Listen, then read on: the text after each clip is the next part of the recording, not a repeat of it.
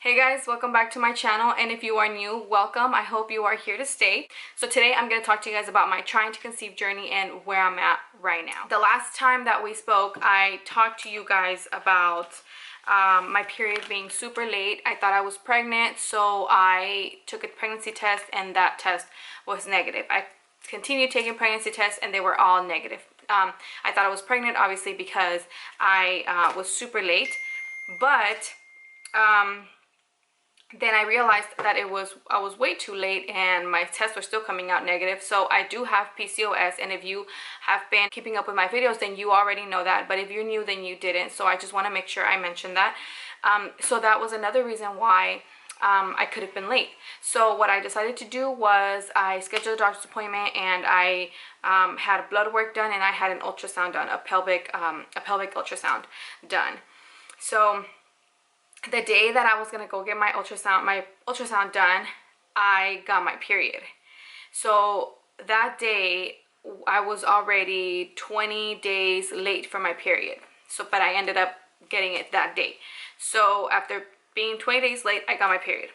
That was April 10th. A few days went by and I got my ultrasound results, and they told me that because I do have a history of having cysts in both of my ovaries, multiple cysts in both of my ovaries, I wanted to get this pelvic exam done, this pelvic ultrasound done, so that I knew, where I'm at now. Do I still have the cysts? Did they go away? Did I get more? Because what is causing this delay on my period? So I did get the results, and what they told me is that I do still have cysts, but this time it's only on my right ovary. So they said that they couldn't see any cysts on my left ovaries. I mean on my left ovary, but they found one on my right ovary. So that to me is good news and bad news. So bad news because I'm still continuing to get cysts, and good news because it's only one. When I got my pelvic ultrasound with my son, when I found out that I have PCOS, I had multiple, and they were on both. Time around, they're not on both, it's just on one.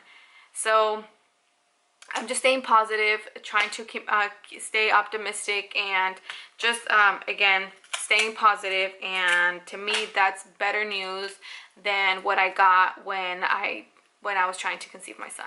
So I'm gonna pull up my calendar here just so that I can give you guys accurate information and not just from the top of my head. So I got my period on April 10th,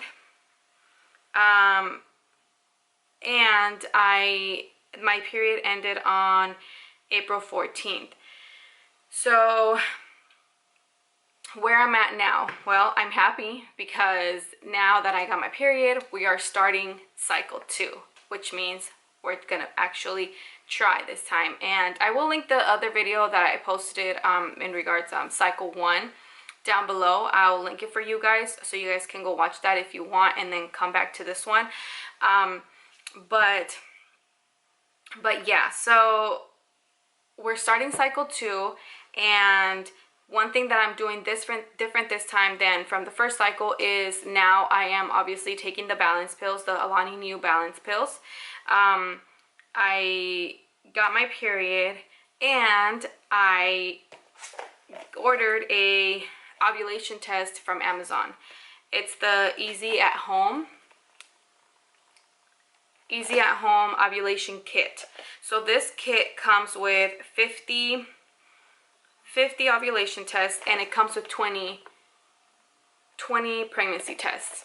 So when I was trying to get pregnant with my son, I also did ovulation tests. And again, because when you're irregular, we're not your typical woman who has a 28-day cycle who usually ovulates on day 14th.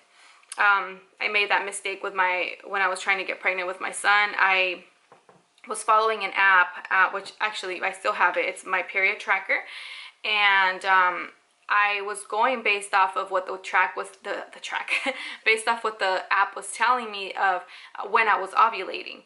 And then I ordered ovulation tests just to make sure that I was ovulating around that time, you know, because months were going by and I wasn't getting pregnant.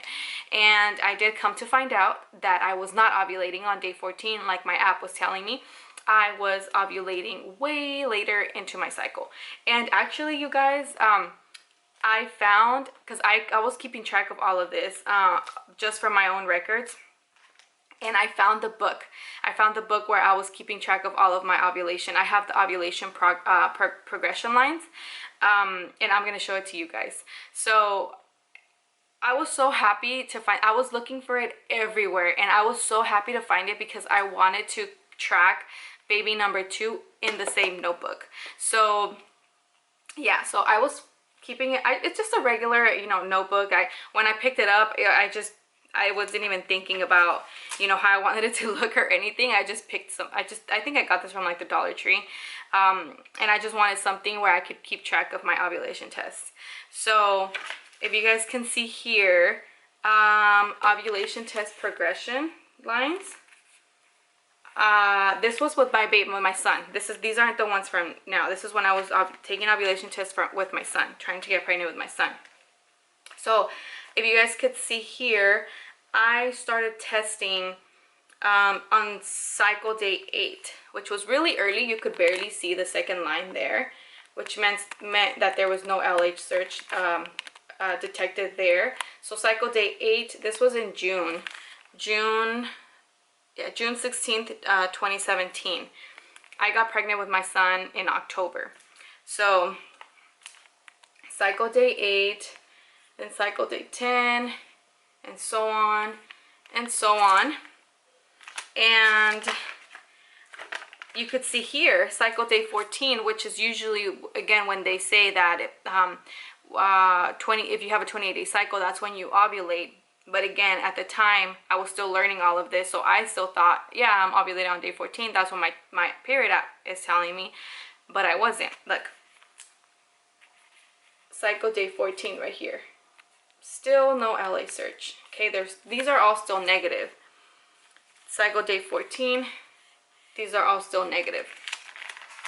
It wasn't until I got a positive on cycle day 22, which is right here.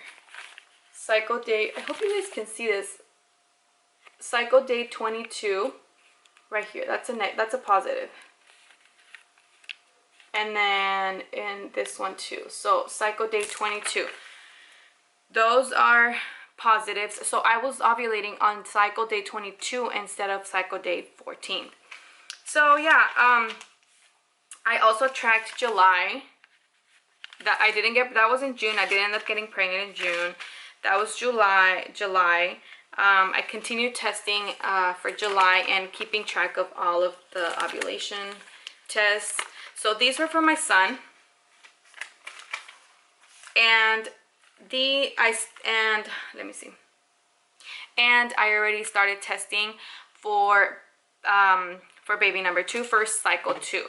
So I'll show you guys those in a second. Let me just give you guys a little bit more information and what cycle day I'm on. Okay, so I got my period on the 10th, so it ended on the 5th, and I'm on cycle day 22. I'm on cycle day 13. So I'm on cycle day 13 today, but I started testing on cycle day 12, so last night. And I'm a little confused with these. This is a different brand. This isn't the same brand from, you know, when I was testing from the first test. This is a different brand.